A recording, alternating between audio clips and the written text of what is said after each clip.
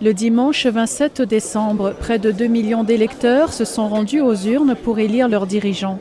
Parmi eux, de nombreux jeunes, dont Lorna Gracia, jeune étudiante en première année à la faculté des sciences, avec pour objectif de devenir pharmacienne. Âgée de 18 ans, elle a tenu à faire son devoir en tant que citoyenne. Aujourd'hui, c'est ma première fois de voter. Du coup, je suis heureuse. C'est important parce que c'est un devoir civique. En tant que citoyen, je suis appelée à voter.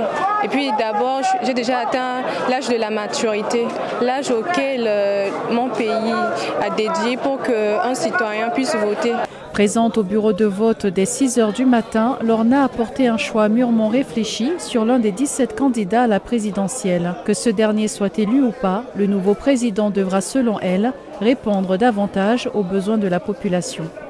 Je me suis dit que voilà, il faut que je puisse choisir un bon candidat, un bon dirigeant pour le pays qui pourra défendre les intérêts des jeunes, qui pourra défendre l'intérêt de la population, qui pourra créer des écoles, des universités, des hôpitaux. On ne devient pas président par hasard.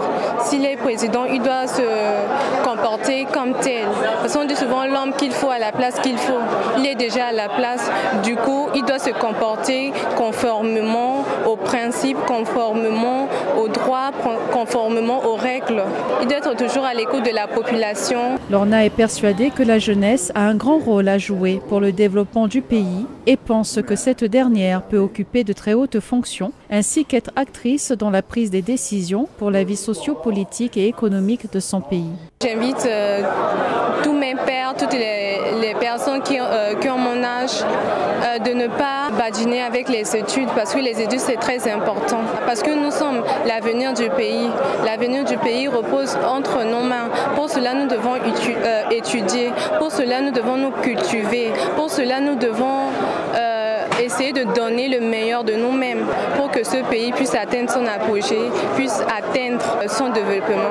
Si moi je deviens une présidente, je vais essayer de m'investir dans le domaine de l'éducation, dans le domaine de l'agriculture. Je vais encourager l'éducation des femmes. Engagée depuis plus d'1 an au sein d'une association appelée les Volontaires de la Paix, qui œuvre en qualité de médiatrice entre les communautés, Lorna a été également accréditée pour être observatrice durant cette journée de vote. Aujourd'hui, comme tous les jeunes de sa génération, elle attend avec impatience les premiers résultats partiels prévus pour le 4 janvier et les résultats définitifs à partir du 19 janvier.